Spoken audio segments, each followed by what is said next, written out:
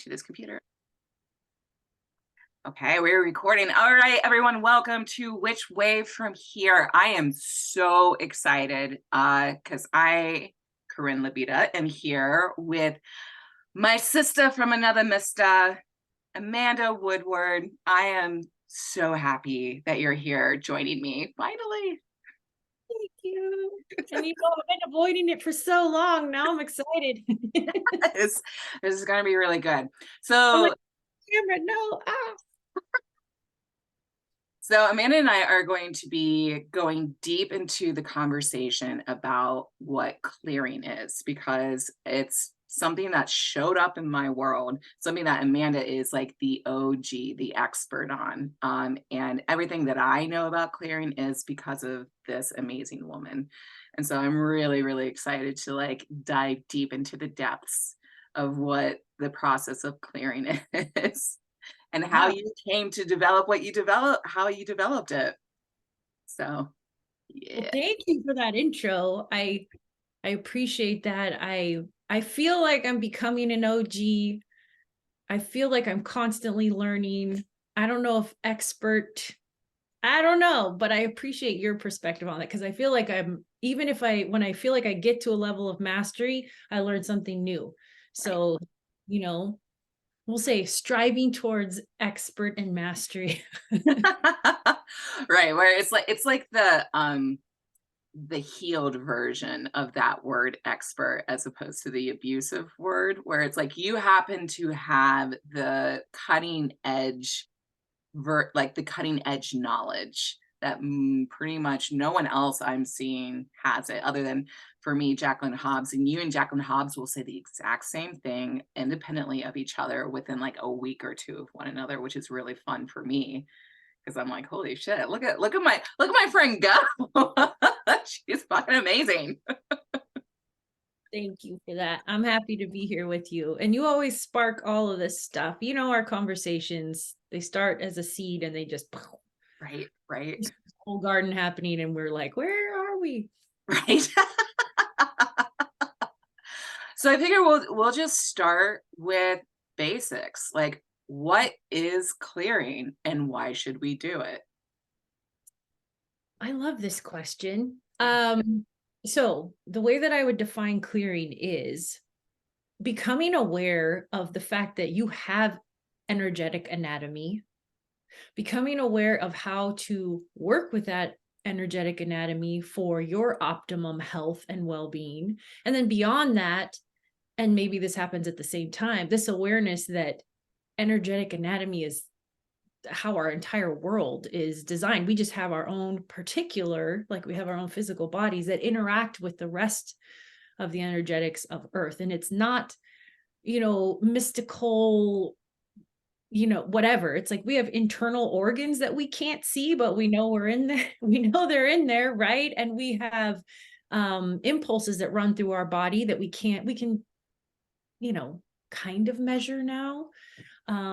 It's just the same with our energetic anatomy, that we can't see it. Well, we can see it, but not in the traditional way. And that science is starting to measure it. I mean, there's acknowledgement that there's an electromagnetic field, but it's so much more than that. And I feel like we're just a little bit ahead of where the science is with it, Yeah. but that this is going to be, in anatomy classes in the future, there's going to be a whole section, I believe, on the energetic part. Yeah. It's a little mystical, is just we don't even realize how empowered we are to actually work with that anatomy and shift things, and not just our own, but the environment around us, in our spaces, the way we interact with other people, with animals, with plants, with the air, with, so in that part, it gets a little bit more out there. But at the very basic, it's understanding that energetic anatomy and understanding how to remove things out of it that are not they're not you, and they are not for your health. They're not benefiting your health, your well-being, your mental health, all of the above. So that's essentially what clearing is. It's the awareness, and then it's and I know I can do something about it. I can clear something out of my body, my energetic field, my home, that is harming me in some way. Right. Yeah. The way I look at it is like, so like the actual act of clearing is removing detritus, removing that which like you said, that shouldn't be within our energetic fields and also our physical bodies. And I like when I was jotting down notes about like how did I want to start talking about this, like we as humans, we already engage in clearing. Like cleaning our house is a type of clearing. uh you know Doing exercise is a type of clearing, but it's clearing only at a certain level. And when you engage in the energetic clearing that you're talking about, and like really getting aware of the energetic anatomy like you describe it, it's taking those things to the next level where it's not just in your physical reality, it's every version of you. It's removing detritus and other negative and toxic influences. Yeah. Yeah. Yeah, absolutely. And in the process of that, you also, let's say you were going to detox in your physical body and start a new nutrition routine and exercise routine. You gain strength over time. And that's what I find with clearing work, is that your energetic anatomy, which then reflects in your physiology, gains strength and resilience over time. So does your home space. Yeah. The more you clear of as eventually, the less actually can even access. I mean, I think most people might be able to wrap their heads around the possibility that you can do that with your own energetic anatomy. I think it takes a next step of like, is this possible? To understand that we can have that effect on the environment around us. So you can build resiliency in your home space, but you always start, in my experience, with yourself. If you don't understand how to take care of your own energetics first, then a lot of different things can kind of go awry.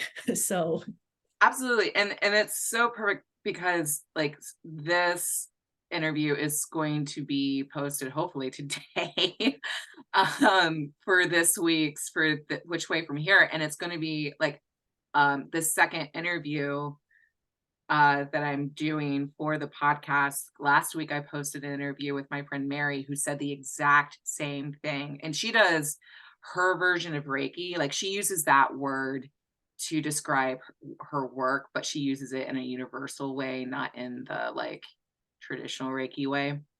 see lineage way. Yeah, exactly, exactly.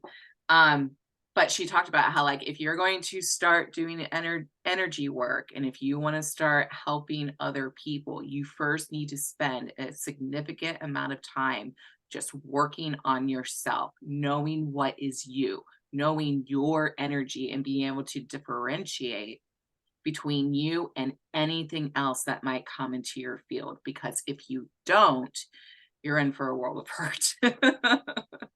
Absolutely. And I agree with that. And I don't know if this is the time to segue into it, but I'll just drop this and then you can tell me which way we're going. Is I feel like um, a lot of the more harmful aspects of spirituality, especially as it's becoming more and more just kind of a regular topic of conversation. You see billboards with LeBron James telling you to meditate. You see, I mean, it's just becoming more like in our cultural conversations about spirituality. This is where we're running into many problems, with a lot of people becoming aware of energetics, becoming aware that they have access to these own abilities within themselves, and just diving in and offering all these services for other people without ever starting with the foundation of truly knowing how their energetic anatomy works in conjunction with their physiology, what effect that has, and being able to then discern what is truly mine and truly beneficial versus a bunch of bullshit. Right. And that's kind of where we're getting ahead. We're like, ooh, I can see things, so I'm going to start offering readings, and I can do things, so I'm going to start offering healing. Not only that, it's not just about the clearing, it's about your own healing of your own trauma in Mhm. your physical body, and your subtle body system is key to that true, what I refer to as true discernment. It's not at the level of the mind. It's you have to clean some of this stuff out. Not 100%. None of us are 100% clear of all stuck survival responses in our body. That's a, maybe a lifetime of work. But you have to start doing some of it before you can really work with spiritual modalities, I think, in a healthy and not harmful way for others.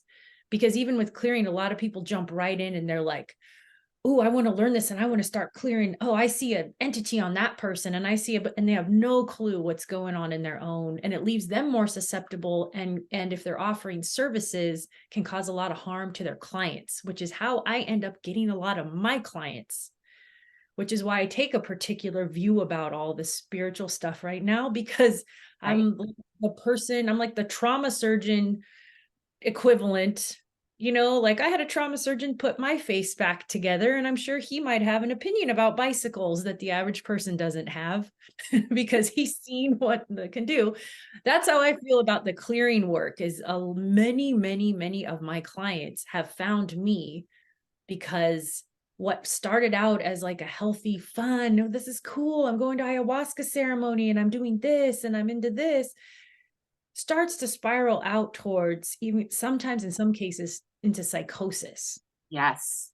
Well, this is why all this is important to me, is this, we're not messing around. This can cause true harm Hmm. without this very basics of like learning to care for yourself first and then building any spiritual belief or practice off of that foundation. Absolutely. Yeah. I mean, that's such a conversation to be having right now, because now that we've entered into um the normalization of a lot of what we call, like you and I kind of snidely called it, Instagram spirituality. And it's not to completely shit on that version. That is a great introduction. And it's also been pretty hijacked, as far as that people tend to, like you said, get really excited about the possibilities, the relative ease of this work, because we're naturally built to do this work. So you get, like, a lot of people dip their toe in, see how easy it is to have really positive effects, and then uh like you said, not having the due diligence and then getting caught in the mind stuff and get easily swayed into a lot of what I call the old world nonsense, a lot of the hierarchy stuff that we people tend to like fall back into, wanting to be leaders, wanting to be teachers of these things because of the excitement, because of the joy, because of the relative ease of it. Um and like, yeah, the harm that I'm seeing from all of this is the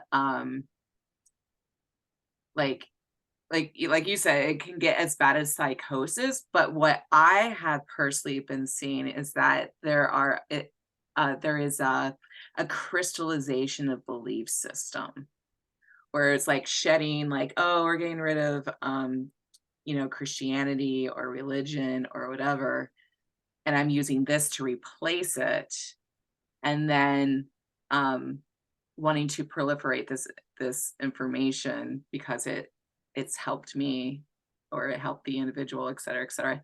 I don't know. Anyway, that's a tangent as well. But like, yeah, I'm right there with you. It's like um it's really like, it is very easy to I don't want to say get it wrong. That's not it. But it's very easy to go off and not understand like how to come back to self, come back to body, know what you're doing, and then I don't know, fuck shit up by accident. I know I've made those mistakes. So anyway, Yeah, I think just, kind of riffing off of what you just said too, the what ends up happening, especially people who are just like discovering spirituality or discovering these new, or I mean, even sometimes ancient, I Yeah. feel like, more of the new, what many people would label new age, we could say trendy, things that people are coming online with. It just becomes a coping mechanism, which then helps you avoid doing your actual deeper healing, which often comes right back down to your own nervous system. And Yeah. that's not ignoring that, and that, energy exists, or that a spirit world exists. It's not in denial of that. But like, you have a body for a reason, and it is to navigate the material world in a particular way, and it's brilliantly designed. And things happen where they're, the way your nervous system is designed, if it's not nurtured properly, can start to do things not in the way that it is designed. And that affects even your perception of the spirit world. Yeah. Where a lot of people approach the like spirituality again as something out there, as mystical, as fantastical, you can believe it or not, um that kind of thing. But it's actually like, the energetics of earth and our bodies are real. Right. Even if sometimes it looks a little Marvel comics out there when you get into it or whatever, it's still just like, it's not, it would be like making your whole life about having curly hair. You have curly hair and you're just like, I got my curly hair, my profession's about my curly hair, it's the same thing about energetics and spirituality. And I don't know, I think we're just in a really interesting time where it's a positive that people are starting to realize, like, there's more to this world and to ourselves than just what we can see. And ancient, our history, Right. we've known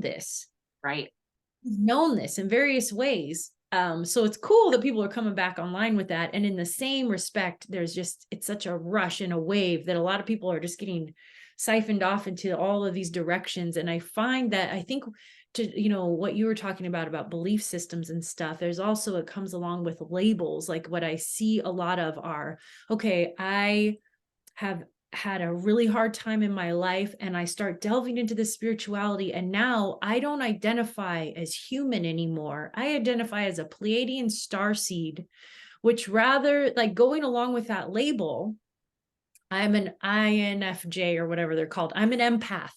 I'm a seer. I'm an oracle. Choosing labels, because spirituality on a mental level can you can find reasons. You're like, oh, this is why I've struggled my whole life. Right. Right. And so you're like, oh, it's not because there's something wrong with me. It's because I'm a star seed and I'm actually not meant to be on earth. And that is denial of life. Right.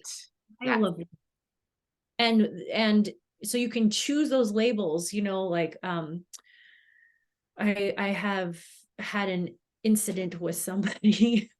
Well, you're kind of aware of what's going on. But what I will say is that there's a person who used to be in my life who had been accused of plagiarism a couple of times.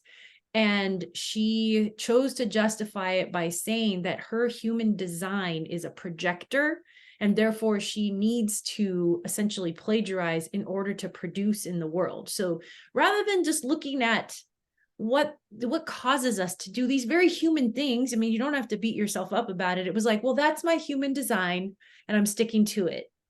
Right. I'm Aquarius, so I'm doing this and whatever. And that's all fine and good. And sometimes those labels can temporarily point us in the right direction. But this seems to be a theme in spirituality right now. It's like, I was born to be a shaman, so I'm doing this. And you're not looking at, actually, you are in a dysregulated state in your nervous system constantly while providing services to others.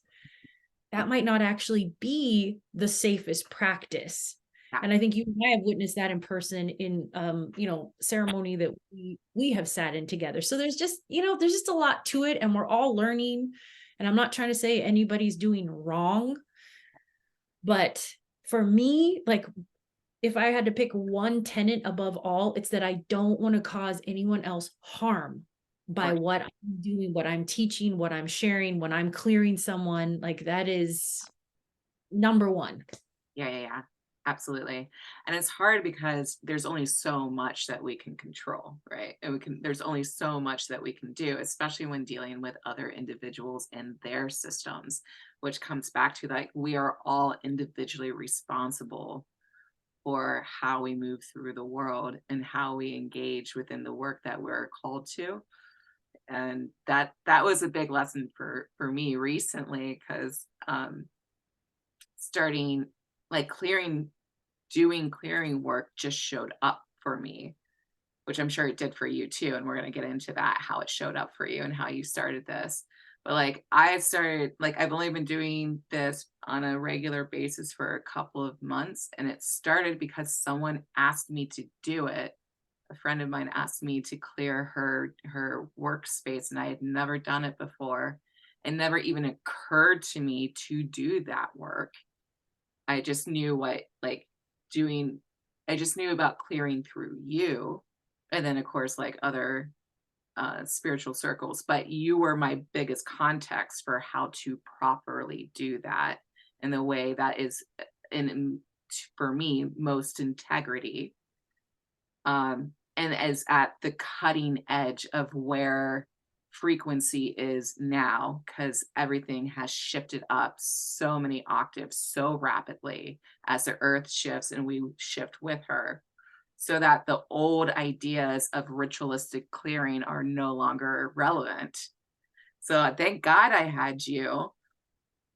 And it also felt very in alignment that I had you as people suddenly started to show up in my world asking me to do this kind of work.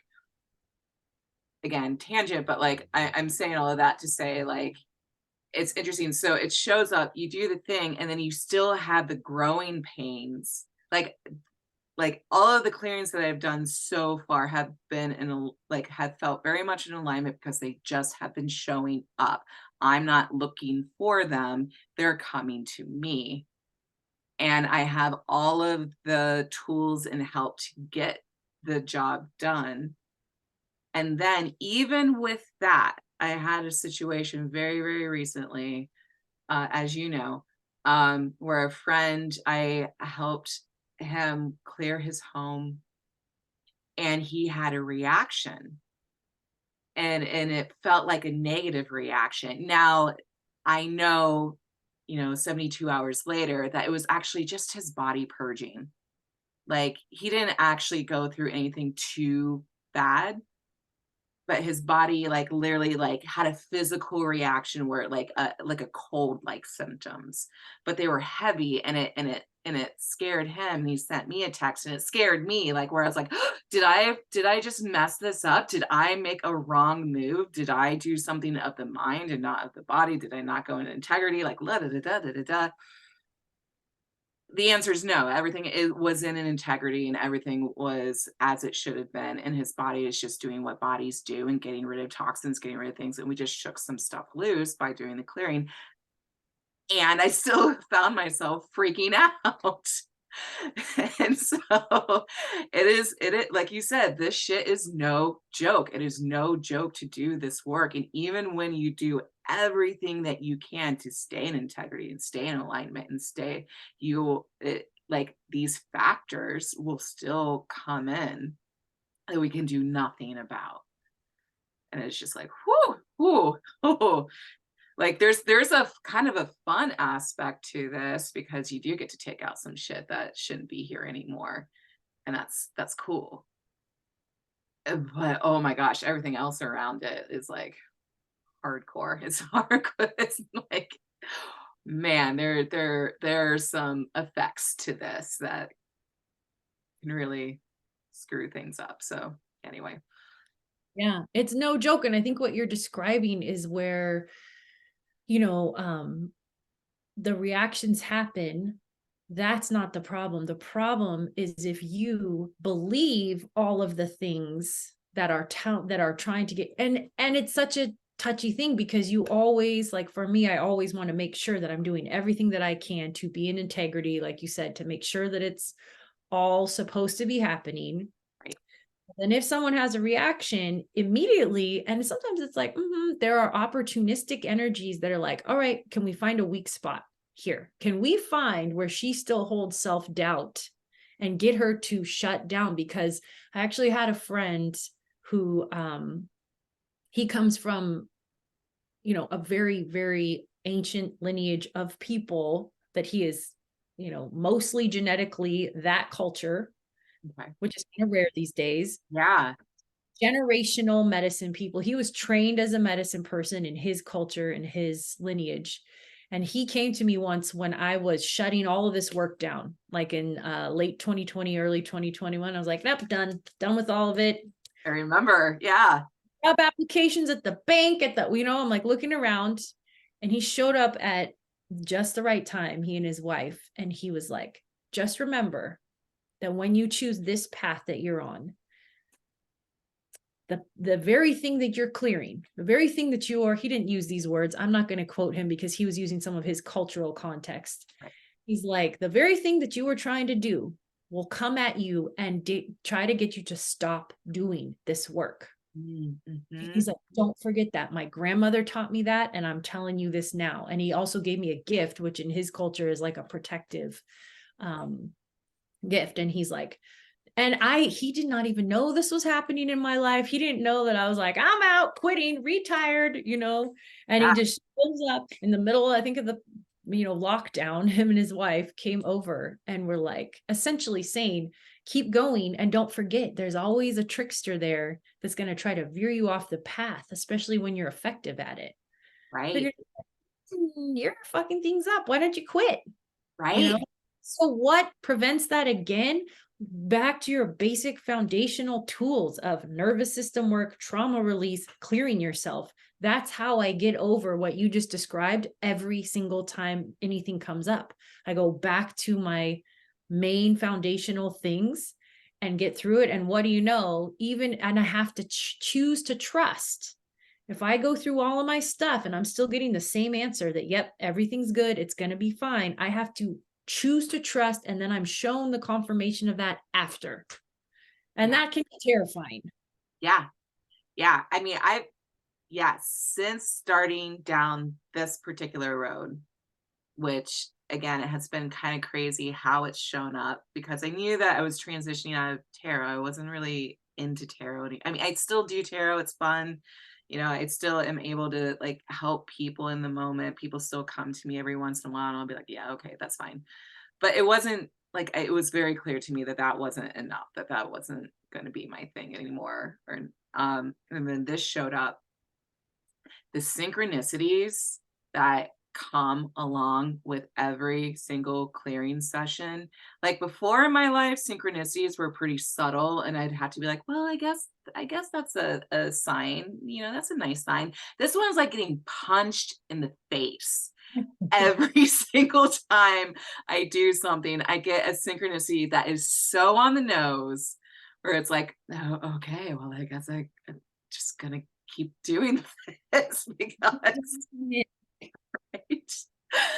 Okay, so let's talk about how you started all of this, and like what the progression was and how you developed. And I know I'm using the wrong words here, or like I'm using them a little bit differently from you, but I like using the protocol, like calling it the protocol, because I know you have the energetic hygiene, and I'm calling that the protocol. And I know you have separate protocols, but I like it because it's very like, it's very grounded. Yeah. So your multiple protocols, but under the umbrella of just the protocol that you developed. Go. I'm going to give you the Cliff's Notes version because it's like a long and winding road, and I also was not looking for it. Back in 2014, my mother died, like November of 2014, and that was after a series of unfortunate events, a lot of things. 2012, I had a traumatic injury to my face and my brain, and that immediately I started to see, I became aware of other layers of reality that I had never been aware of before. Actually, not true. As a child, yes. But Right. it had been so shut down. And that as a child, I always just assumed were my imagination. So that's 2012. So from 2012 all the way through. I mean, it's still going sometimes, but a lot of crazy things were happening. And after my mother died, I started dreaming about horses. I'd always been obsessed with horses as a kid, but I started having this recurring, super vivid, super tactile dream where I was leaning up against the flank. I couldn't even see the whole horse. I was just up against like its flank, a black horse, and I could smell the smell of horse. Right. And it was so calming and soothing to me. And it just kept happening after my mom's death until finally I just was like, you know what? I just need to hang out with some horses because something's going on. So, long story short, I reached out to a local woman. I live in a rural area. A lot of people have horses, and a lot of people with horses want more attention for their horses. And I was like, this is going to sound weird. Can I just hang out with your horses? So I started going over there and learning how to groom them and just being around them. I had no desire to ride. I just wanted to be around them and smell them and look at them. And it started to ping things. And pretty soon I started Googling like horse healing or horse. I don't even remember what it was. I just wanted to be around them so much that I wanted to find a way to get paid to be around them without me being an lifelong trained horse person. Right. Long story short, I end up finding Tom Mays and his wife Yolanda, who do integrated equine therapies. They still teach. I highly recommend them if you want to work with horses. And I had no idea what I was getting into. I thought I was going to, like, I read their website and I'm like, but something in me just felt like, yes, this is right. So I show up at their trainings. I'm one of, I don't know, however many students. I am the only person with little horse experience. They were all veterinarians, professional horse trainers. One chick she was the lead veterinarian for the Brazil Olympics. But Lead equine veterinarian. So these are people at the top of and they just know horses, right? They're just like handling them or whatever. And I'm like, I just want to smell them. Anyway, especially a lot of these people have a medical background. Like Tom gets really into all of these different modalities, but you have to understand horse anatomy and physiology first. So a lot of the first training is all about that. Then he would go into techniques like myofascial release, osteopathy, muscle testing, kinesiology, craniosacral therapy, all of these. And I ended up studying with he and Yolanda for 2 years, taking different courses of theirs. But every time I didn't know this at first, but there was an energetic element to all of it. right. And his primary thing that he taught, I think he calls it melding. You learn how to energetically merge with the horse. And so with that experience, I started having my first where I became aware of clairvoyance, where the horses were communicating to me with imagery in my own mind and vice versa. I could communicate to them with imagery in my own mind. By the way, old cowboys, they keep it to themselves, but like people who are around horses a lot know about this. Yeah. This is not like, woo, they don't want to talk about it because they'll be called crazy, but like this is a thing. This is how horses communicate with energy. Long story short, I'd look over and the equine vet is doing some osteopathy thing, finding the nerve perfectly because she understands. And I'm like asking Tom, I'm like, I'm seeing this picture in my head and whatever. And he would come over and he's like, you need to learn the more shamanic style stuff. I don't know if those are the words he used, but that's essentially what he was saying. He's like, your focus is going to be on this part. So he would teach me different techniques along with the horse. And it just went from there, including an entity extraction. He taught me, he said, and here's what he said, like he had this whole system of releasing, essentially it's like releasing trauma patterns from the horse, the equine body.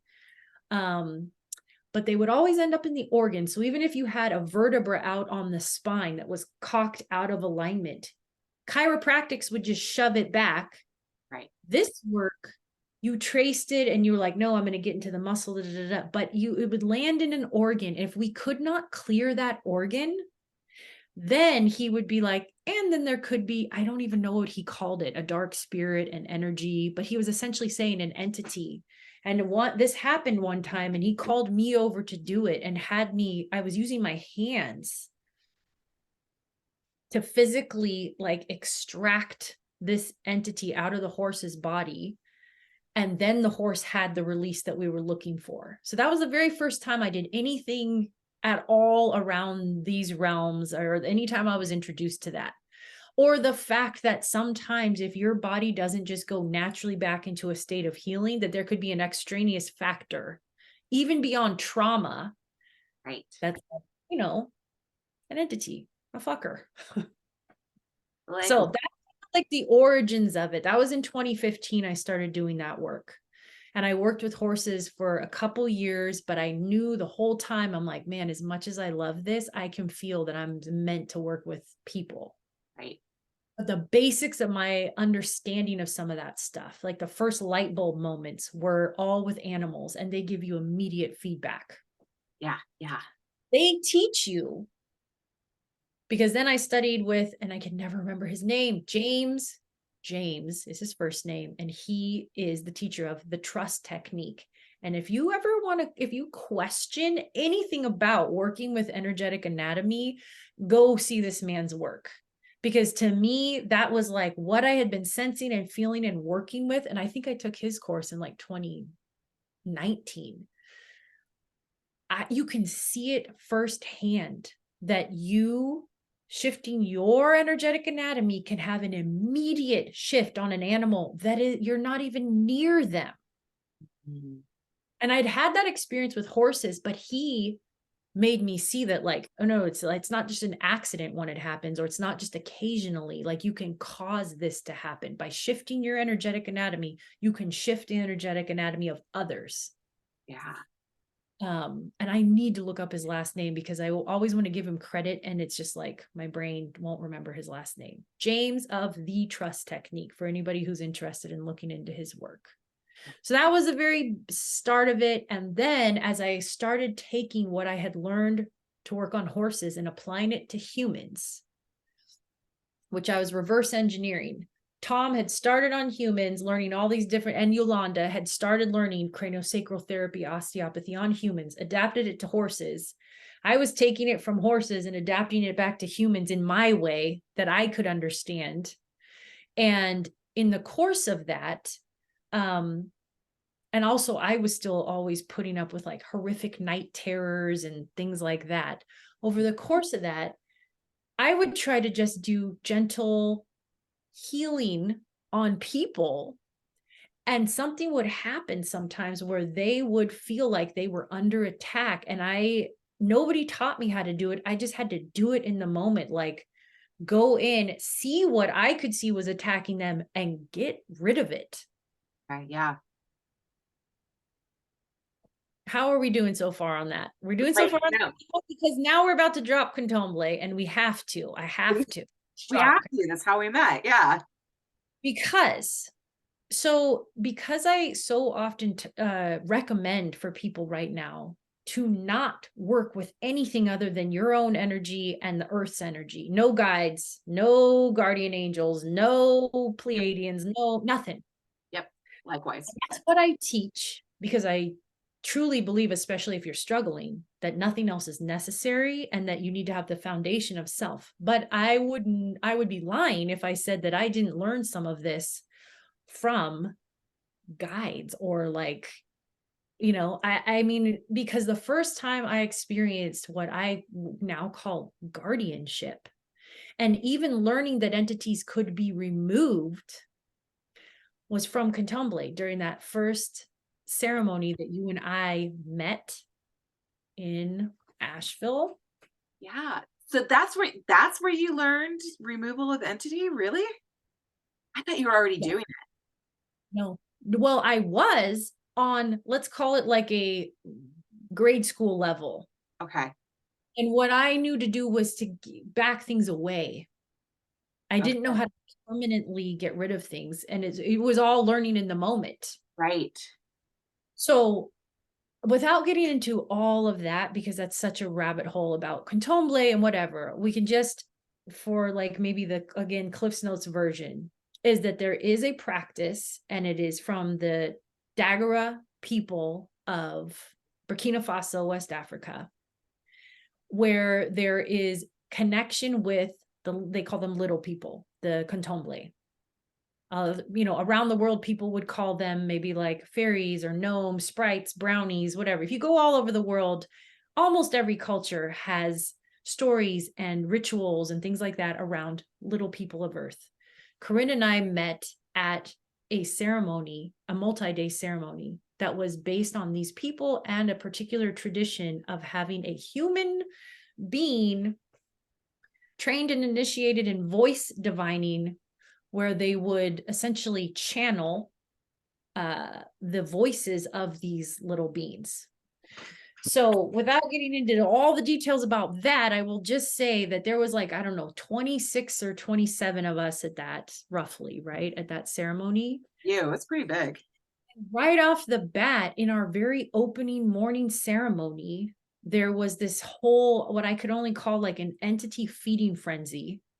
And the woman leading the ceremony called on me to help clear it. Right. And at that time, my main method of clearing were singing particular protective songs that had been passed to me, that cleared things. And they like back things off and clear things, those songs. So I didn't even bring my drum. I didn't, because I mean, this was something that I only did in private and in certain circles. And that's how it was traditionally passed to me. So, but the woman was like, you need to help with this. And so I borrowed a drum and I was singing. And then from that point on, I was being called on throughout the weekend to assist with things like that. And then in our final big ceremony, which was held at night and outside, and once the diviner started like channeling these little beings, she said they call on Amanda as guardian. So she brought me up next to her and another woman on the right side of her. And I had no clue what she wanted or what I was supposed to do. But in the moment, what I did is just, now I understand. I went into my, what I call source sense, where you're essentially not in the realm of thought. You're just kind of feeling, just kind of feeling this. And then from that point, I just kind of held that for like 2 hours, just kept holding this. I don't even know how to describe it, but what I was doing was witnessing dark things fly at our ceremony and at the diviner. And then I would witness protective spirits, ones that at that time were walking with me and whatever, literally like spearing these things, taking them out, walking them down to the actual physical fire that was happening and going like this off of their spear and like throwing them into fire. And then I would watch the fire spark as they did this. Yep. And that was like a light bulb moment. But at the time I had no inkling like, oh, I can do that. I'm like, oh, this is what guardian spirits do. The good ones protect you from the bad ones. I still had no clue that I could do that myself. Mm-hmm. So that's how I started guardianship. From that point, was relying on, and even things like psychic surgery and things like that, I was relying on these benevolent beings around me to do the work for me. And I thought, that's great. This is what I'm supposed to do. Right. Yeah, I remember. Yeah. And then I guess we're getting to the end of how I got into this work. So the last part would be that went on for a while. And, it was effective to some degree. But over time, I started to notice that like I would call on those guardian type beings around me before I went to sleep, because I've always been horrifically attacked in my sleep since I was a little kid. What most people would call night terrors, but they almost get into like almost like a physical, they're so, anyway. Yes. And I would notice that sometimes it would work and some things could get through no matter how many guardians I was calling on or how many, whatever perimeter. I had salt around my bed. I had sage in it didn't matter. All of the things I was doing that were not me could only help to a certain degree. And one night, something broke through all of those protections and came at me. And I just like sat up in bed and my own system sent out this, what I now call the cosmic purple, this pulse, like a shock wave through my whole body from my heart, throughout my whole bedroom. And the thing that was coming at me got blasted so far away that I didn't see it again for like 2 years. It was gone. And then I went back to sleep, and then the light bulb came on of like, wait a minute, nothing else worked. None of these powerful guardians, none of this. I'm like, but my system does this. And that was really the turning point. And it didn't take that long after that point. I don't even know how long before me even working with guides, guardians, whatever. It's like it wasn't some big thing where I went, oh, this was wrong and this is the right way. It was like they just went away. They Yep. just went away. But it felt like a loving went away. It almost felt like you're one of us and now you know it, so you don't need us anymore, if I had to explain something like that. So I just want to make clear, and then I want you to like lead me however you want to go. But I feel like this is an important thing to make clear. I don't think that working with guides and such is wrong, because I have experienced some amazing things with that. It's not wrong. It's risky. Mhm. It's risky, and it is still essentially, because what the spirit realm is essentially the realm of deception. Things can present themselves to you to be anything. Right. Something can come to you and say it's a guardian angel and be the exact opposite of that. And in your clairvoyance, especially if you're used to dissociating a little bit out of your body, you're like, oh, beautiful glowing winged, that just looks, of course you look safe. Right. You It's even risky. feel. Yeah. Yeah, and it can affect your body so that you get pleasant feelings, just like doing ecstasy gives your body pleasant feelings, right? Exactly. So it's not that it's wrong, it's risky, and it's so not necessary. So I feel like I went on this whole wild scenic route to get back to the very basics of nervous system, your own biology, grounded into your body and your energetic anatomy. I went on that route to get back here so that I could show people who wanted the shortcut. Right. Because it's getting back to you. Yeah. And I would say that, before even, I would say a couple years ago, our bodies weren't even at a place that could handle what they do now. Like, and I mean that on a human wide level, that the earth resonance had to go up to a certain frequency, and us in kind had to go to a frequency before that we could fully take on what we're supposed to do. And Absolutely. with you about, like, you know, there's nothing wrong with guides and working with seemingly benevolent entities. There's no wrongness to it, and it is so unnecessary now. And it's a distraction at this point to work with guides. Exactly. It becomes another coping mechanism or escapism or Yep. kind of fantasy land. Yeah, exactly. Lonely when you're surrounded by, you never have to deal with, again, your own, whatever's going on in your own system, inherited traumas, stuck survival responses from early childhood. For me, like physical traumas, accidents, surgeries, chemical traumas from anesthesia. It's not addressing any of that, which for me is where it really gets, my well-being just continue. Even though it's been like this, the trajectory has been up. Yeah. And so I'm so grateful for all of those way out there spiritual experience, which didn't even feel out there. Once it started happening to me, it felt like, oh yeah, this is just how life is. You just walk with guides and beings, and it's just like a Yeah. soup of spirits. That was fine. Right. But it's not getting me to where I want to go, which is like my optimum potential as a human, and how that optimum potential also works with the whole optimum potential of Earth, period. Exactly. Exactly. And like for me, I think, yeah, I never had, I mean, I had guides, but I never saw them. I didn't know how to work with them. And I always thought that there was something wrong with me because I was like, oh, everyone else has like really cool kick-ass guides. What's my problem? What's my deal that I can't? And then I like, tried really, really hard to find one, and that's where Grandmother Mountain came in. And that was right after us meeting and working with the Contomble. And she did show up and she was very real. And it was so short-lived because it was right on that precipice where guides were no longer the way forward anyway. Exactly. It was like I was just be giving that, like, just to, like, calm the "what's wrong with me" part You of my brain, right? need it. What'd Yeah. you say again? I'm sorry.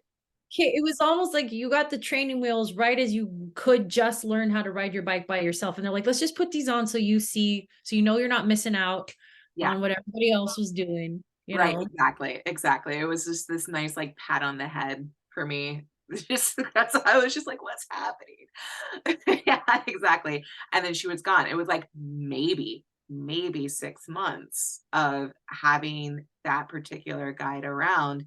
And it was so clear, because you and I were doing, one-on-one sessions. You were doing your tracking sessions with me.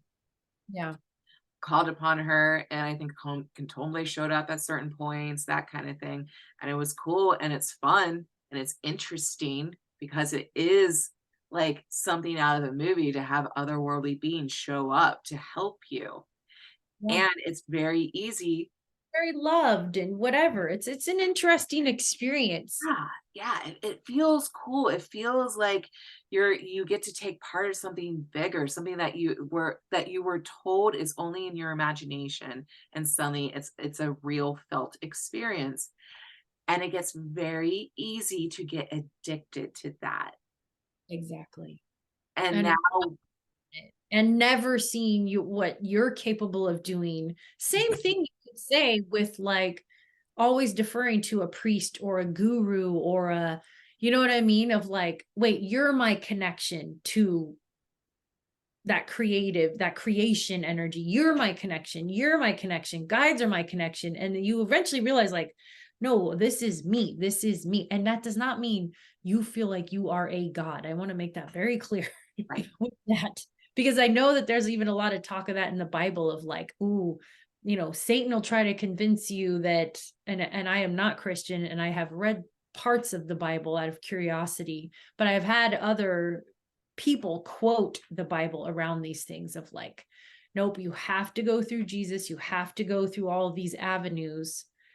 And if anything tells you otherwise, that is Satan. And I have just repeatedly been shown that that is not true oh yeah, no. because all of that is still talking at the mind level. And when you can feel that, I mean, it's so hard to put into words, which is why I'm like, this is why religions were invented, because you can't verbalize. This is a felt experience of what I refer to as that true source state in every cell of your being, that like spark of life. It's not about the mind. No, exactly. And That's like, where a lot of those things take you. If you're seeing visions, your mind, our minds and because I'm recovering from eye surgery right now, I'm super aware of the connection between vision and brain activity and how like 90% of our vision is our brain and only 10% is physical. That right, I would say the same for clairvoyant vision. It's yeah, interpretation through the mind, which is the most easily confused, deceived, waylaid, taken off the seat to the scenic route. yeah, yeah, yeah, yeah, absolutely. And it's this constant, you know, everything that is wrong with the social structures that we have been conditioned into have to do with us giving anything and everything outside of ourselves power Yeah. to please take care of me. Please, like this feeling of we have to arrive somewhere in order to achieve enlightenment or achieve a better version of ourselves. That we need to constantly look to something that is better than us in order to strive to be something that is acceptable, worthy, in order to find happiness and contentment and like self in that outside source. That is a narrative that was literally placed in us to keep us as slaves essentially, but like to keep us as minimalized and disconnected from our abilities as possible. And so even the seemingly benevolent versions of that, of guides and spirit and all of that, if we're placing our power in that and not within ourselves and what we know to be true to us, like you say, or and everybody else, excuse me, not everybody else, like you say, like Jacqueline Hobbs says, like anyone who's really tapped in, like our own personal source connection, which is nature, remembering that we are of it and it is us, and it's that wellspring of infinite generosity that powers us, that we are of that.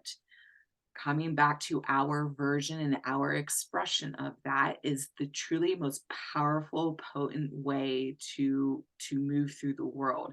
And it's remembering and arriving back to ourselves. There's nothing better than this. This is what enlightenment looks like.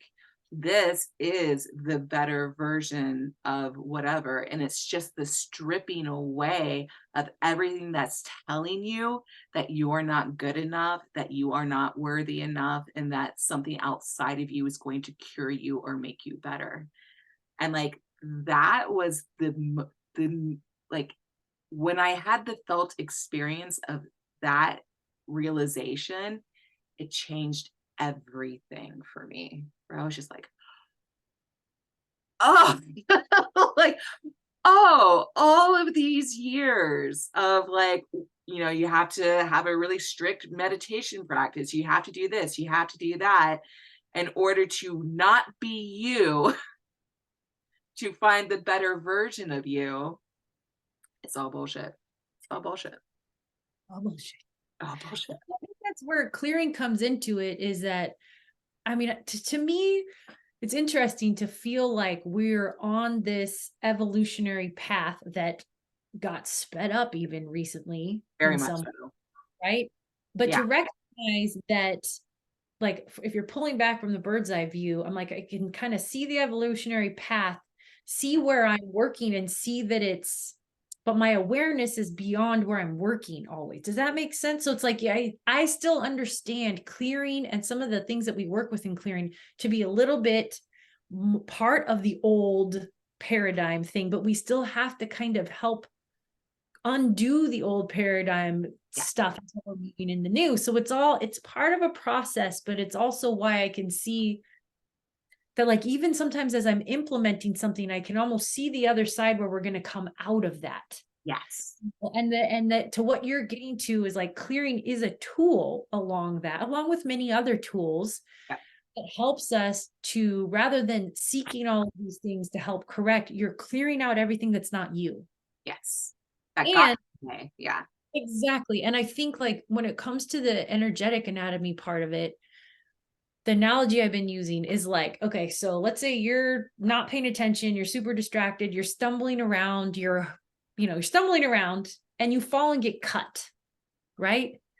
Clearing would be the equivalent of cleaning out that cut. That is what clearing is. Whereas deeper work to, like, let's say immune system building work. So what we're trying to clear out is bacteria, right? So like entities, energetic infringements would be the bacteria, and clearing is we are pouring hydrogen peroxide or whatever, Right. Right. salt water, whatever it is. Right. There's going to be medical professionals that are like, what are you talking about? Don't do that. Anyway, entities, energetic infringements would be the bacteria, the things that are going to possibly infect the cut. If you have a healthy immune system, even if you didn't clean it out properly every time, you'd probably still heal okay and not get infected. The immune system work is going back to, that's trauma release. That is, building and this is what I wanted to talk about, was the correlation between trauma and how we take on energetic infringements anyway. Right. Yeah. That's a key. And I think that's a key that's missing from both ends of the spectrum sometimes. If we just look at things in the physical way, we ignore that there are energetic components. And if we just go like talk spiritually about it and be like, yeah, just get clearings all the time. And you're like, yeah, but you're not dealing with the root of the problem. Right. So doing the like nervous system work, trauma release would be building your immune system. And then even beyond that, the kind of trauma release that you're familiar with, that through the methods through the Body Wisdom Academy, that I'm a coach through there, that would be almost like dealing with correcting the behaviors that made me stumble around not paying attention to begin with. Right. So there's like all those components, whereas people who again are in more in the old paradigm spirituality stuff would just be like, there's dark spirits and we're just victims of them, and you gotta find somebody to clear them away from you. Yeah. Has been a reality in the past, and that there's a little bit of grain of truth to that. Whereas like the, allopathic medical model would just be like, here's this disease, here's this injury, take this pharmaceutical, take this. Even some of the deeper nervous system work kind of ignores where entities can come in and kind of latch on. And that was like the next big light bulb thing coming on for me, which has also enabled me to create a protocol to be safe while clearing. Because I've had multiple people, whether they were traditional indigenous, you know, I would say maybe not straight up medicine people, but informed in those ways. People who were taught shamanic practices. This lady who calls herself the demon seer, who does exorcisms. I have been warned repeatedly to not do this kind of work because it's dangerous. There's a little bit of truth to that. So I'm like, all right, if I'm meant to do this work and it's a little risky, okay, what do I need to do in order to make it not risky? And part of that was my understanding about how we are infringed upon, how we are latched onto due to our own held traumas. Yeah. Clearing is just one component. And in some ways, you could almost say it's the more band-aid solution. Whereas the deeper trauma work, and even below that, you can kind of call nervous system work and trauma work. They're kind of the same thing. But I'm, relaying two of my main teachers right now, Irene Lyon, who gets down to just the science of the nervous system, the vagus nerve, early childhood development. She would be like the nervous system type work. Then Leslie Huddard of the Body Wisdom Academy, who's come up with this brilliant system of releasing trauma in a very pointed way. They would be the other equation to this. If you just do this kind of work, you still might deal with energetic infringements. If you just keep clearing, you're going to have to keep clearing all the time and for the rest of your life if you're not doing this work. Do you think I said that in a way that makes sense? Very much so. Very much so. Yes. Okay.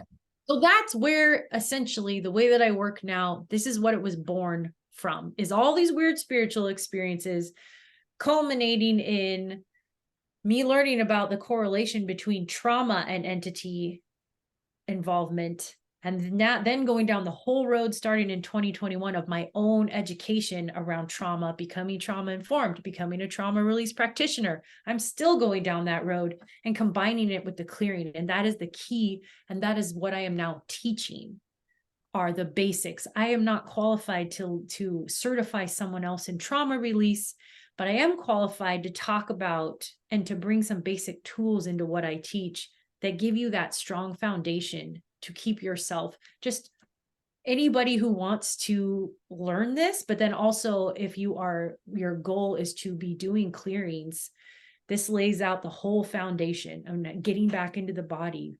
Easier said than done if you carry trauma in your body. We will do anything to dissociate, to get out, to distract. So it's like bringing you back to that. Yeah. Absolutely. Woo. So good. So, okay. Now let's talk about the frequencies, because my very first episode of Which Way From Here, I did a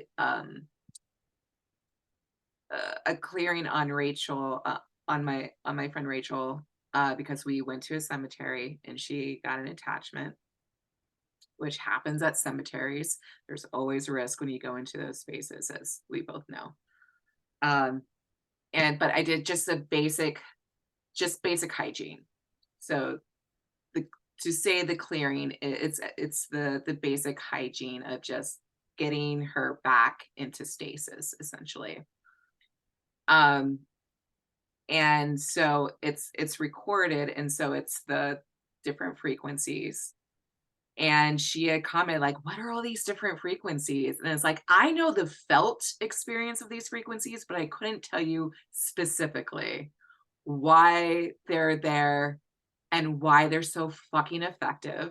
So now, since I have the expert who taught it to me, where do they come from? What do they mean? How did this all show up for you? I love it. My nerd brain is like, yes. Yes. Do we have time for a pee break? Oh yeah, yeah, yeah, yeah. Do you Totally. want I also need to pee. to So record? I don't know. Do you? I don't. Okay, I'm gonna pause recording. Okay, cool. Resume. All right, we're back. Okay, so frequency, go. Ready, go. Okay.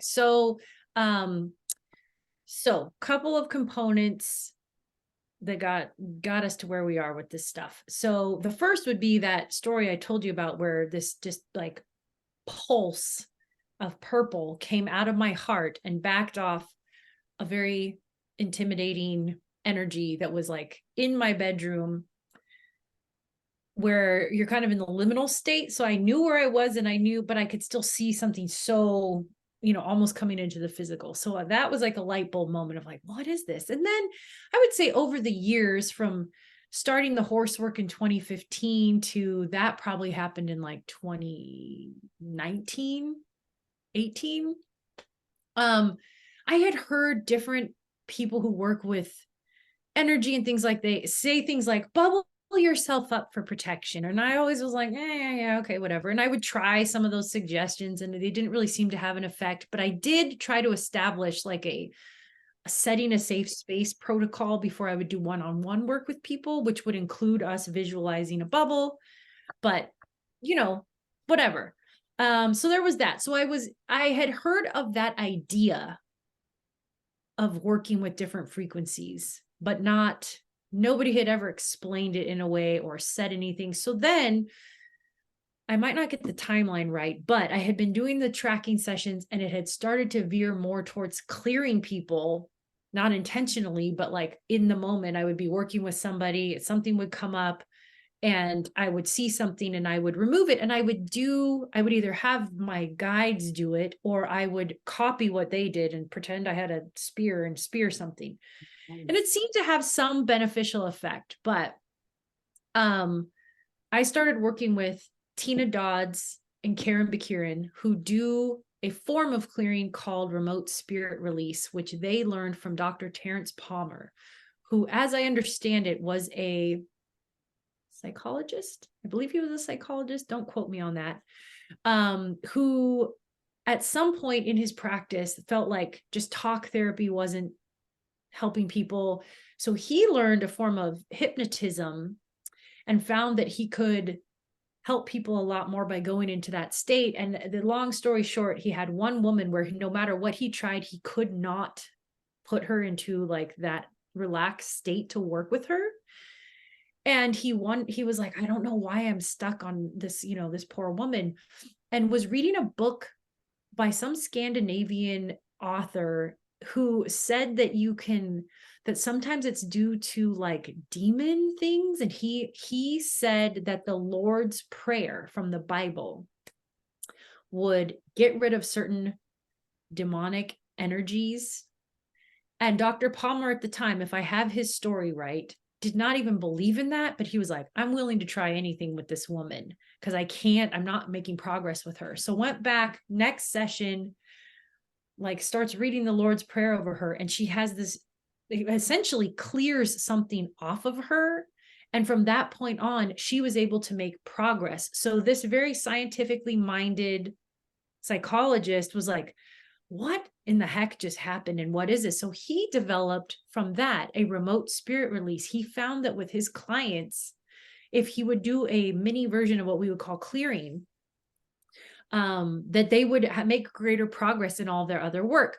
So anyway, at some point in his career, he started teaching remote spirit release, and Tina Dodd and Karen Bakirin were two students of his. And his remote spirit release only had 3 components, and I don't even remember what they are.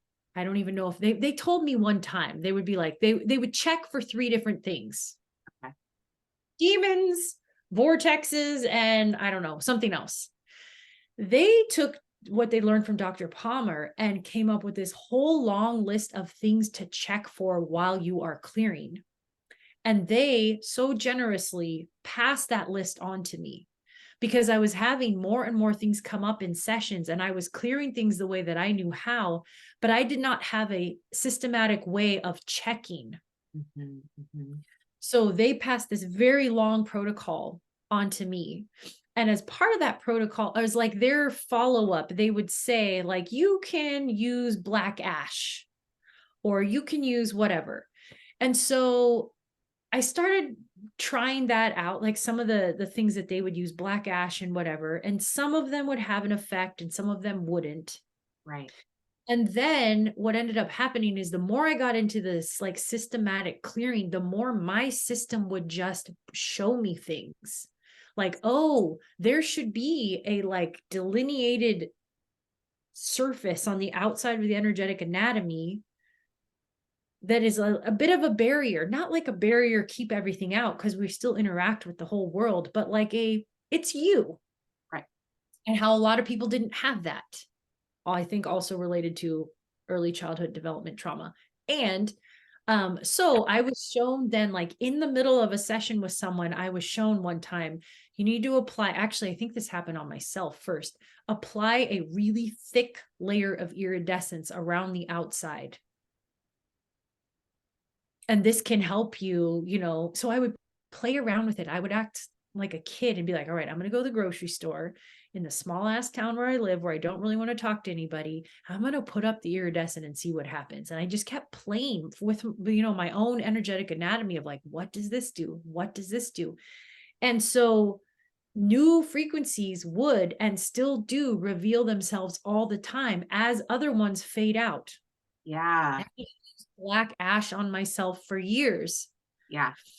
But when I had my facial trauma, when I was going into surgery, actually, when I was coming out of surgery, I was shown this healing glitter gold. It looks like liquid glitter. And I was told that it helps with physical healing, healing of the physical tissues. I still use that one to this day. Mm-hmm. And I was shown that in 2012. So some have stuck, some have faded out, and then new ones tend to come in to sort of help us adapt with whatever is coming up. Yeah. You know, so we have a particular one that we were shown that helps with artificial intelligence infringements. So that shows up. And so we teach all the ones that we have used, and it's fine and great for everybody to like use the ones that we use. And as I see my own system constantly showing me what it is that's needed to adapt to each new thing, this is where I started really wanting to turn me clearing other people into me teaching other people how to do this for themselves, so that their system can show them what they need for each new thing. Because it is still, to me, that part of that old paradigm, if they're just going through the list that I told them and only doing that for the rest of their lives. I'm like, that misses the whole point of what this work is about, which is empowering you. Yeah. So this is where my whole thing shifted from wanting to clear others to wanting to teach people to do this, to access this themselves. So that's kind of the gist with the frequencies, is like things come up all the time. And often it'll be like, we will be in a clearing, we will utilize the things that we always have done, and it won't work. And instead of giving up or thinking we're doing something wrong or whatever, what I have learned time and time again is I go back into my source sense, where again, I'm in a state of feeling rather than thinking. And I just ask, all right, what is it going to take to clear this? And then sometimes I will be shown a new thing to do, a new action, a new way of working with the energy, a new frequency. And then the thing will actually clear. Yeah. So a lot of it has come up because it was needed in the moment. And if I just stuck to one list of rules that my teacher had told me, and I'm like, nope, my teacher told me this, so I have to do what they say, I would have failed at this long ago, Right. because it is constantly evolving. Absolutely. Yeah. And like you say, it's like, and each individual is going to have their expression of it. There's commonalities like the iridescent frequency I always use because it's always effective. There's something about that. And you taught me that. I would never, that's not something I would have known. And it's in and how I use it will change. I mean, there's the initial personal clearing and personal bubbling. And then I also found that the iridescence is really effective for bubbling things that need to get poofed, things that should need to get sucked back into the earth. That was effective. But that is my interpretation of what's going on. And it's the individual like experience of that, and everyone has their own individual experience of what something would look like within the intention of what we're trying to achieve. And I Yes, just yes, and the crazy stuff is that I always want to allow for everybody's own intuition to bring stuff in. But what I've found is that the further you go down this work, the more you will find out. Like, for example, I guess I will just call him my assistant, Tibor, started working with me a year and a half ago, 2 years ago now. Yeah, 2021. So I would just tell him to do things, and we would never compare notes afterward. And I think this was for a very particular reason, because now when we circle back and we start to compare notes on certain things, like, okay, when you do this procedure to clear the mental layer, does it look this way? He'd be like, that's exactly how it looks for me. right. So I think even like, you and I, if we sat down and compared notes, I think there would be a lot more crossover than you even think, Agree. which begs the question. Like, I never want to latch on to like, oh, this is the only way it can be done or whatever. But when you see enough parallels, you're like, there are some general commonalities that multiple people tapping into these things can pick up on. Does Absolutely. that mean that this is the representation of that thing then? Possibly. So I like to like give a lot of wiggle room, and I nerd out on where those things intersect, because we're not forcing it. We're not trying to make it happen. And yet, somebody would be like, oh, for headaches, I always use the cosmic purple. And I'm like, me too, so that is always interesting to me. Yeah, I do love that. How there's variation and commonality. Yes. Yes. Yeah. Yeah. Yeah. Absolutely. Absolutely. Yeah. No, that's my favorite thing. Like when I get the confirmation that without uh like someone is seeing or experiencing exactly what I just saw. And I didn't say anything. I didn't like recently when I went to the mounds in here in Ohio with my friend Stephanie and I like did all the work. Stephanie didn't do anything other than hold space and just kind of kick it with me. Her back was to me and I did everything in silence and she saw exactly what occurred. Like Mhm. and like was able to speak it to me without me saying anything to her about what I had just done. And that was like, oh my, like I don't need confirmation, but it's fucking kick ass when I get it. Where it's like, oh my God, this is happening. Yeah, it's so helpful.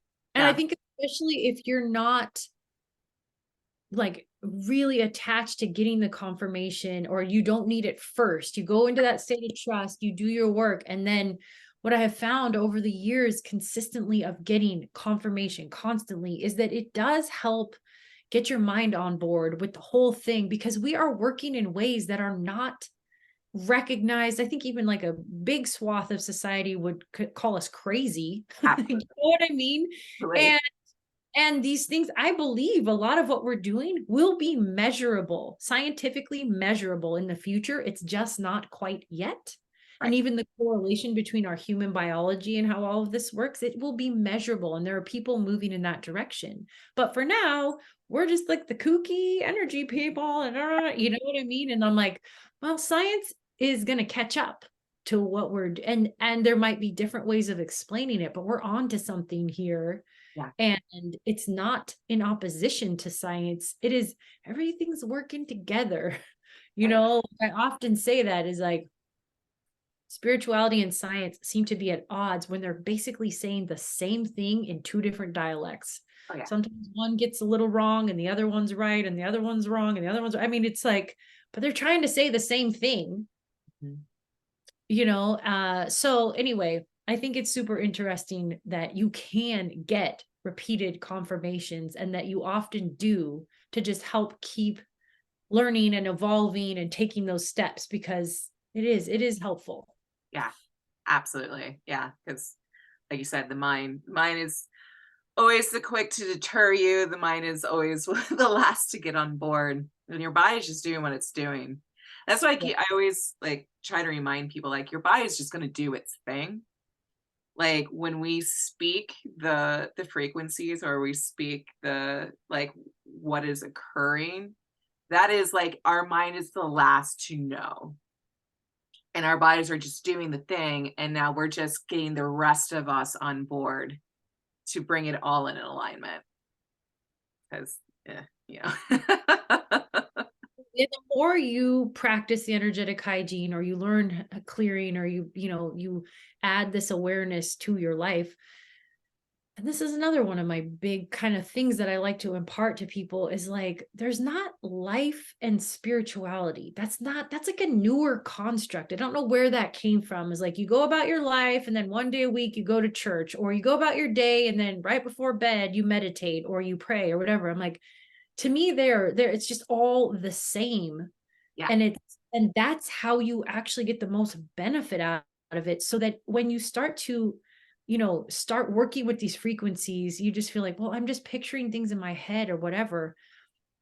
No, for one, your body's doing things. And again, I would refer people who just need a little bit of like physical proof, refer people back to the work of James, who does the trust technique, to just look at some of his videos where he is working with animals and see. You can see some of this with your own eyes of how you working with your energetic anatomy does something yeah, tangible, powerful.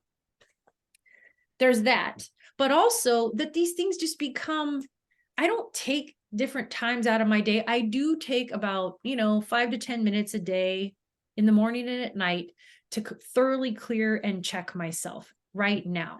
Will I still need to do that in 5 years from now? Maybe not. But it's more so like, okay, my favorite example is when I'm driving, if some car is acting crazy in front of me, I will just look and I will see pulses coming out of my field. Or it's like it becomes automatic, it becomes pre-thought, it mhm, becomes pre-verbal, which yes, to me, the things that can become pre-thought and pre-verbal are part of us when it just becomes, you're like, you're built to do this because I exactly. don't sit and think, oh, I think I should pulse around that car to protect myself. No, it's just my eyes observe and my system's already doing it. Yeah, And so it just becomes like the way that you live, and it doesn't take extra effort yeah, to do. exactly, exactly. It's like we have been so conditioned to believe that anything that is worth doing, that doing something well requires just lots of efforting, lots of education from somebody else, and like a continued grind into making it a habit. And it's like, and there is practice. There's definitely a practice to this. Uh, and it's not hard at all. It's simply like it's yeah, like you just said, it is the allow it's allowing your body to do what it naturally does and just getting the rest of you on board. And that's where the practice is. It's getting the rest of you on board to be in alignment to do the thing. Yeah. Um, and then another thing that I wanted to say, because you reminded me of it, like what's interesting is that there is such a felt experience anytime and every time, like even just basic energetic clearing on a daily basis produces such wild results, like positive wild results in daily life. Like before we got on, and I was talking about how when you when we were first talking about your experience with clearing and how you're like, you cannot be on substances, like cannot be on alcohol, cannot be on marijuana, cannot be on anything that takes you out of yourself. Also be careful of what you're consuming as far as entertainment. Also be careful of what you're consuming with nutrition. And I remember 2 years ago just being like, that's too much, Amanda. How could you? Very Right? Like, sounds like no fun. right? No fun is all you're telling me. It's just strip the joy out of life. Yep. And now, no alcohol, no marijuana for me. I don't really watch streaming services right now. I don't even really watch TV anymore because I just don't want to. Uh, my diet is very, very strict right now of like fruits, vegetables, protein. Um, no coffee because it fucks up my digestion. Like, and now I'm doing yoga 4 and 5 times a week, because it feels good and I just want to. And it's not, I'm doing these things because Amanda told me that's what you have to do to be an effective clearer. I'm doing these things because that is what my body and the rest of me just wants to naturally do. It wasn't hard for me to suddenly just not do alcohol anymore. I just don't want to. It wasn't hard to stop smoking weed. I just don't want to. I don't like the effects. And I can feel the moment I like take a hit of weed, I can feel infringement coming at me. I can tell when I eat a piece of pizza, not only does my body bloat, but I feel clogged up and gross. And so it's like doing daily clearing. And I remember you talking about this, how you no longer accept not being clear.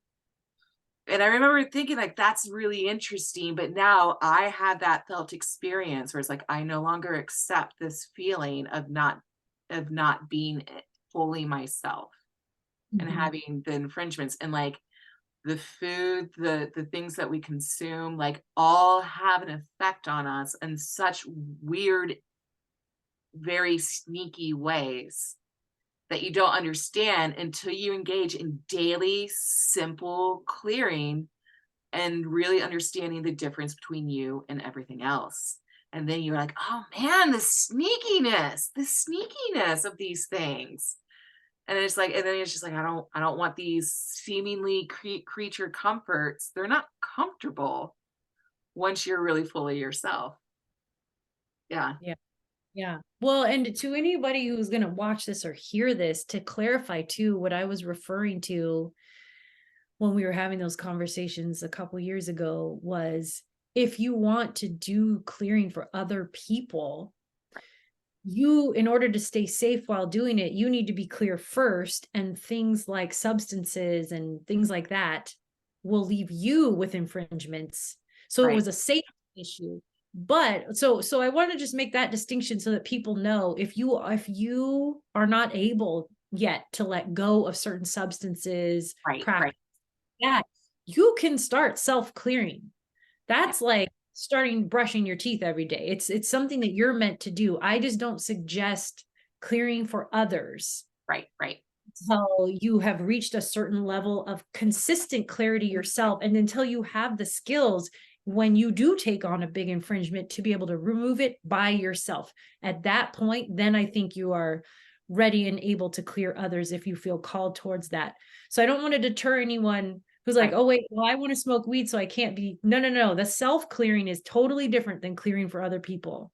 Yeah, yeah, yeah, yeah. And like you say, it's not like I don't set these rules for myself. I'm not like, I can't drink. It's that I know the consequences and I know that I will take on, even if I don't take on major entities, if I have alcohol, I will take on the spirit of that alcohol. I can feel it in my body. I'm not 100% myself. Therefore, I'm not clear. Therefore, I can't clear someone that day because I hold myself to that very strict practice of I will not clear anyone else or land or a collective thing or anything until unless I am clear first.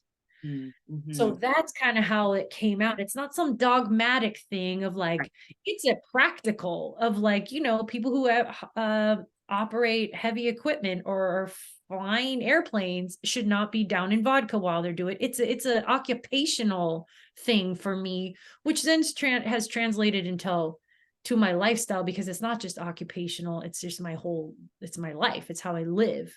But it absolutely is not like a rule. I Right. have had drinks over the past few years, like had a drink to even experiment with how quickly I could clear myself or what would happen. And it's just after trying it a few times to see what would happen where I decided I'm like, no, I cannot stay 100% clear and have alcohol in my body even a little bit. So therefore, I'm just going to choose not to do it. Right. Right. Yeah. And also to add to what you just said too, you've done a lot of trauma release. Hmm. I mean, how long were we working together with that? So Yes. that also helps you to be able to stay more clear and then to feel that of like, oh, because you're letting go of these old places in your system that are telling you that you're cut off from that infinite wellspring, that true source energy. You're letting go of those and clearing yourself. Then it stays easier to get clear. And then you, like you said, you get to the point where I don't accept being unclear for very long. If I wake up in the morning and I clear myself and I don't feel right, I can pretty much clear almost anything that I need to. And if I still feel a little bit weird, that usually means I have a little bit of trauma release to do. Hmm. Between those two tools, I can get clear, I can get back to myself 100% of the time. Yeah. Yeah. Yeah. Yeah. And that includes, even in the past couple of weeks, detoxing from anesthesia.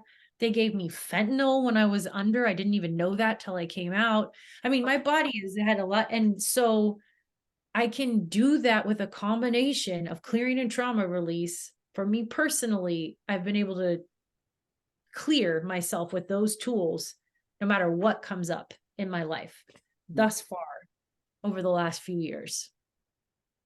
Absolutely. Yeah. Yes. Yeah. And I do appreciate you clarifying. Yeah. Like, um, yes, to say like, don't worry where you are now.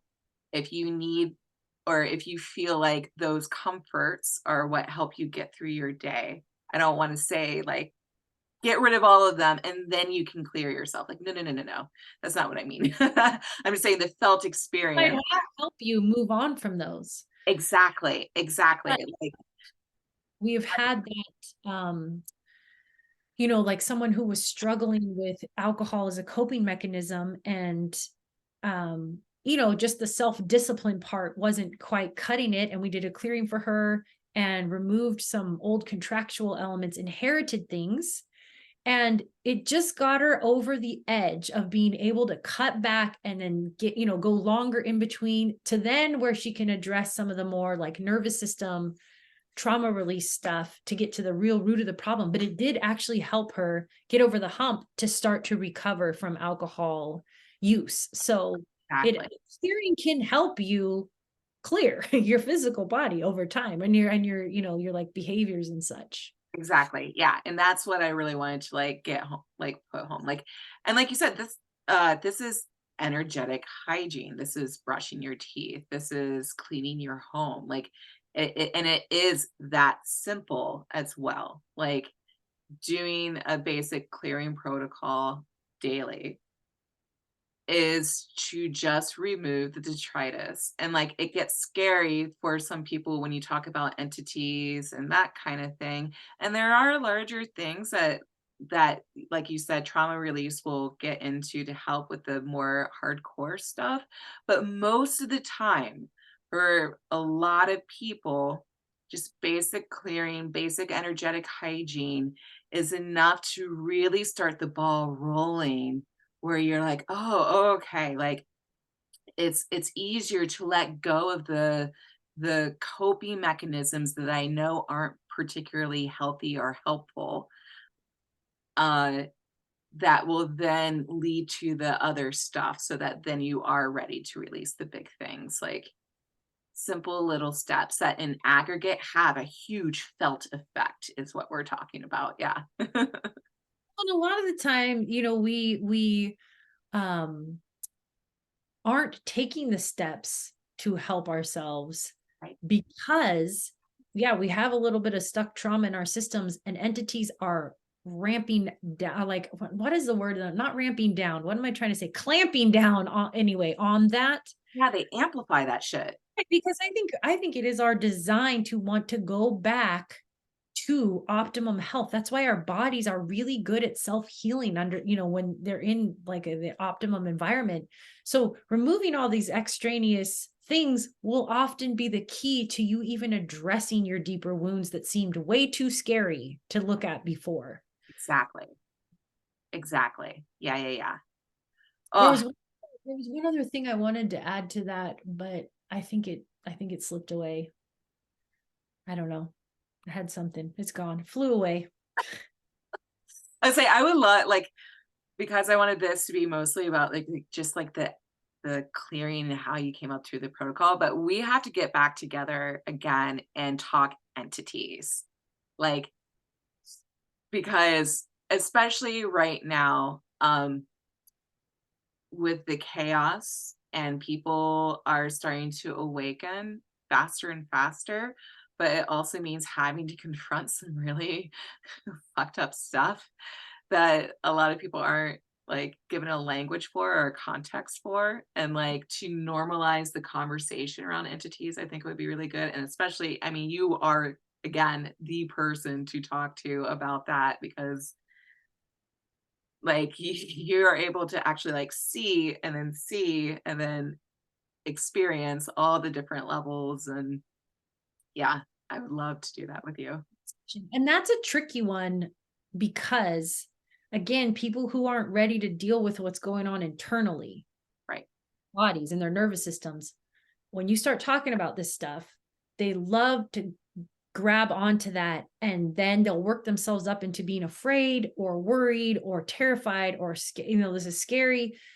So it's like a touchy subject. And I think for me personally, I think it has to be approached with a lot of care Yes. because it's very easy for people to become aware of energetics, become aware of energies that are harmful, and to run with that. Right. And then it becomes Star Wars crazy Marvel comic, like just like, oh, and then I saw 4 level 3s crawling all over this lady who was a bitch to me at the grocery store. And you're like, maybe you did, and maybe you have a dysregulated nervous system. So Right. it's a touchy subject in that way. And I think it would be, I would love to do that with you at some point because I think it could be helpful for people to hear about this stuff in a grounded way. Rounded away. Yep. You know what I mean? Exactly. Exactly. That's why Because clearing first, know your own energy. And like you said, especially know your own nervous system. Be very aware of your traumas because that is what's getting amplified by these things.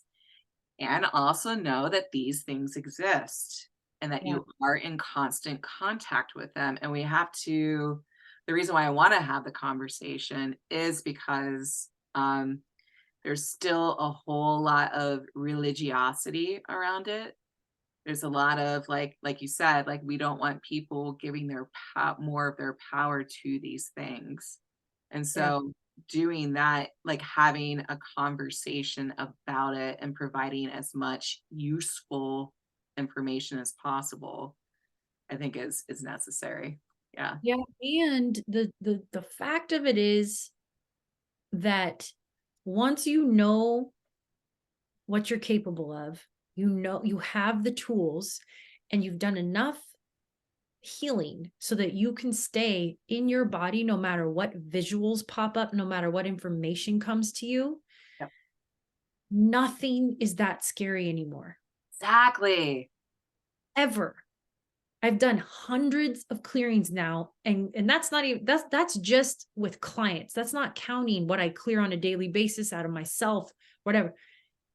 And nothing scares me anymore. And I'm not saying like, oh, I'm just this fearless. No, no, no. It's because even when things try to intimidate me or whatever, I know what I am capable of. And even more so, it's always your mind where you are experiencing the analysis of the fear.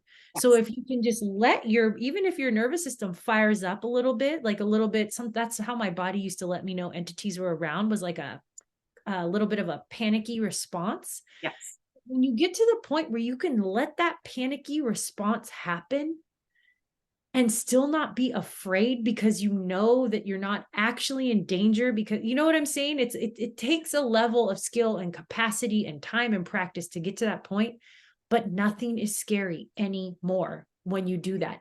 That doesn't mean you don't experience fear responses. You do, Mhm. but you're not living your life in fear, and you're not now when things fly at my visuals, like it is true sometimes, like there are certain kind of entities that will visually try to give the illusion that they are attacking, like coming straight at me. And I just convert them. Like it's not, I kind of laugh afterward. I convert them and then I laugh. It doesn't matter what visuals they try to give me to freak me out. I'm like, Yeah. so That's their one, like this isn't dismissive, and obviously don't want to go too far down this rabbit hole, but just to say, like, for people who hear this and are like, what entity? Like, oh my God. Like their full modus operandi is using fear. And that is their only power, is that they are triggering your fight or flight response. And they do that because they know that they don't have shit. They can be dangerous if um someone is not aware of how they're being triggered and what they're playing off of. And when you understand that you are just so infinitely more powerful than them, that it's like batting flies. But you do have to get to a certain place with that. Um, but yeah, I'm right there with you. Like I got into the point where it's like when I see the big scary stuff, and it's just like, oh, all right, hey you. I know you could do harm, but not gonna, not gonna allow that. Yeah, yeah. cool. I I know we're kind of like headed towards our conclusion, but I remembered what I wanted to say. I've been shouting out a lot of people that have either been teachers or just passed me little bits of things. I want to say that um Miriam Hasna, who back when I was on Instagram, I would follow Miriam Hasna. Um, and of course, like all these people, I'm not promoting anyone's work, or unless I expressly say so. Like I do promote Tom and Yolanda Mays's work. I think it's amazing. Irene Lyon, Leslie Huddart.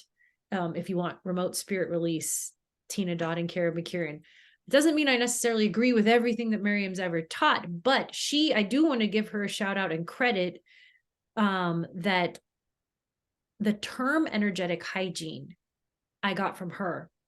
Okay. And it was more than just the term. It was because what I was always doing in clearings with people, or in tracking sessions where I'd end up clearing, was playing cleanup. Mhm. When I heard her say the words energetic hygiene, I was like, oh yeah, we need to take care of our energetic anatomy. She didn't even have to say that.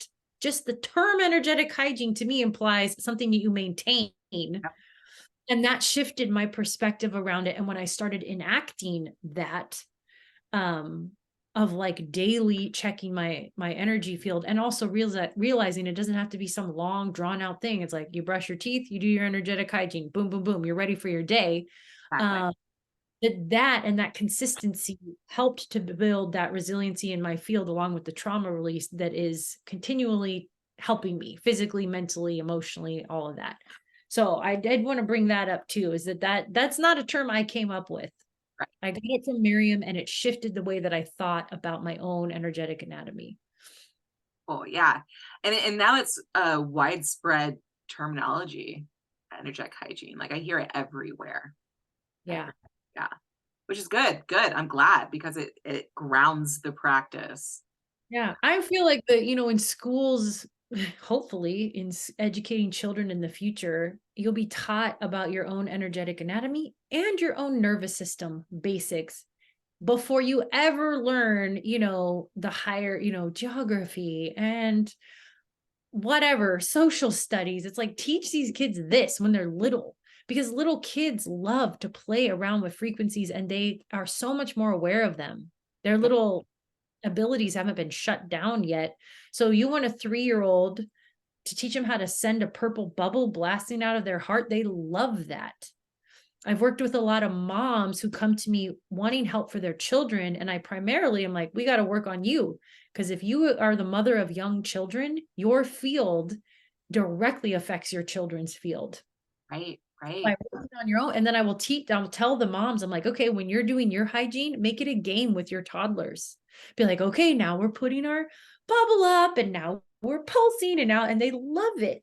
So I feel like in the future that might become part of like school curriculum, that and basic nervous system things, because That's it's so key and we're unintentionally harming each other and our loved ones by not understanding how the nervous system works in early childhood in particular. So I feel like that's the real schooling. And then from there, anything you want to add on to that, with a little regulated system and awareness of your energetics, it's going to be just, you know, yeah. floating from there in a good way. Yeah. Yeah. Yeah. And I mean, in 5 years, like we were saying, like chances are in 5 years we won't have to do the kind of regular clearing that we're doing now. It's just that we're in this transition period where the old world is like it's dead. It's essentially dead. But we still have to deal with it as we shift into the new world. And I'm using these very nebulously, but like the return to nature as supreme. We got to Oh, clear out, like, and I'm using that intentionally, clear out all of the detritus of the old world to get there. And like, once we get more back to who we actually are and what we can actually do as expressions of nature, we won't have to keep doing this over and over again. Uh, exactly. yeah, it'll be, I mean, this is cutting edge work. Like this is like what you've developed in our teaching, um and what we're engaging in. I keep trying to tell people like this is like day to day the most updated information you are going to find about energy work anywhere, like period. And it's like it's so and I think it's hard for people to wrap their heads around it because we're so used to the idea of, oh, you go to the ancient wisdom, go to like tried and true methods of those who came before us. And it's like there's still good stuff there. It's not either or, it's yes and. And the yes and part is okay, there's good bits of information, but we need to deal with what we're seeing here and now and always coming back to us and what feels right and what's actually effective. Yeah. Yeah, thank you for saying that. I agree wholeheartedly. And I feel like I'm able to constantly update the information that I'm bringing through and then sharing with others, because I'm constantly tapping back into that infinite wellspring.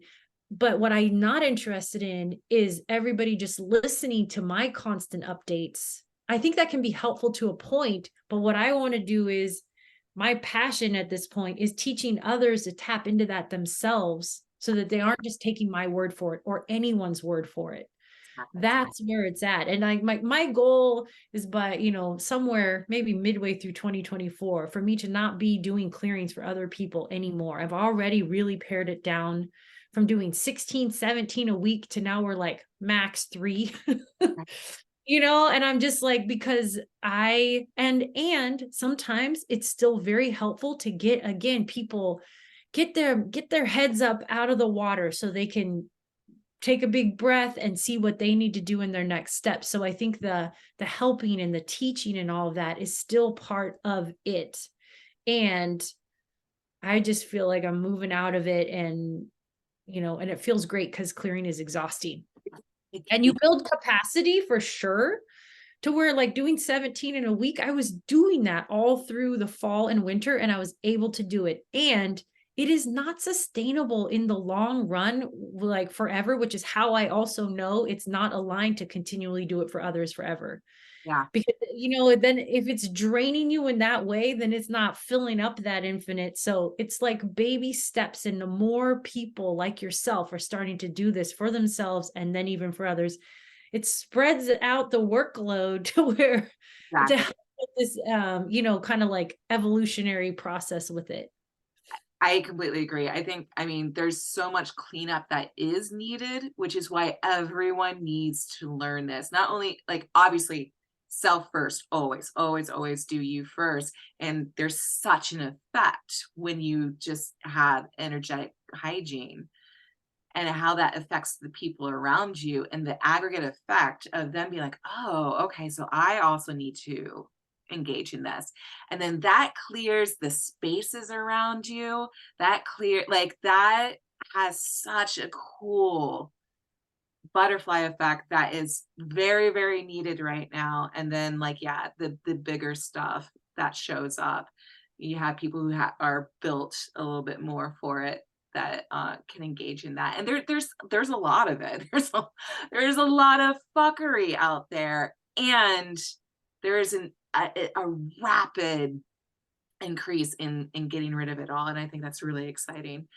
It's Oh, super exaggerated. yeah, yeah, yeah, yeah. Which, before I forget again, this is the perfect segue. You're just about to launch another teaching session. Yeah? Let's Yes. promote. Okay, so we are launching our second round of our basic training. It's called the Guardian Ones Basic Training Program. It's an 8-week program starting September 25th, and I believe it goes until November 17th. But the exact dates and such are on my website, and I always talk about it through my newsletters. But it's essentially teaching everything that we've been talking about today, with a big emphasis on the foundational elements first, of like the basic nervous system stuff, because one of the main safety mechanisms in clearing is being able to stay in your body, meaning be aware of sensation in your body while engaging with these other energies and the frequencies. And in order to do that, you have to have a little bit of nervous system awareness and ability to regulate. So we're starting with that, starting with some basic trauma release. And don't worry, we're not going to dredge up all the stuff that you don't want to deal with. It's really very simple practices that I didn't even realize were necessarily basic nervous system practices. I was just using them as part of my overall teachings, and then re-educating myself after my recent surgery. I'm starting to learn. I'm like, wow, all these things that I've been doing and teaching do in fact help you learn how to re-regulate your nervous system. Some of my tracking tools. So the first part of the course will really emphasize that. And then the second part, we teach you how to self-clear. And we just go through like this basic step by step. There are instructional calls. The course is held online. There's parts of it where you can just go at your own pace, and then coupled with live calls every week for the duration of the course. And I'm super excited to teach it. And we taught the first round of it in the spring. It was only a 5-week course, because a lot of the people well, actually, I would say all of them had been people who had been working with us for a very long time, and so knew a lot of my basic stuff. And so it was almost like a bit more of an intermediate course. And after doing that and then looking like, okay, those were all kind of like my veteran charter members, right? I'm like, okay, how do I introduce this work to people who have never worked with us before? Because, prior to that first course, we required that you get a clearing from us before you could even work with us at all. And now that's no longer a requirement because I don't think it's necessary for this next round. I want to teach people the very, very basics and build on that. So I'm super excited to do it. I'm nerding out on all this stuff as I'm, building the content right now, and it launches at the end of September. Yeah. And it's going to be so good. And I cannot highly recommend this woman enough. People who are listening to this podcast, like you, if you're interested, if any of this is sparking curiosity, or you're like, oh man, maybe I should try this. This is the person. This is the person you want to learn from. Like if you listen to my first podcast and you're like, oh, what's Corinne doing? This woman, I'm doing what she taught me, with other stuff from me and my other work, but like 95% what Amanda taught me, 5% other stuff in there. But Thank you you, want to get it Mary. from her, trust me. Thank you for the glowing review. Oh my gosh. Save the disclaimer of like, okay, start working with Amanda and you might get rid of a lot of other stuff. Right. You might find yourself suddenly being a really healthy individual. Well, thank you so much first of all, for your patience with getting me to talk about this. Oh my gosh. Because, oh my God, my dear friend Corinne has been trying to get me to talk about this for a long time, and I keep flaking on her, like, I'm not ready. Well, this was just the perfect time. It was the perfect time. It really was. It really was. Like, as always, these things just kind of fall into place. But I am just so excited that you're willing and able to, and this is so good.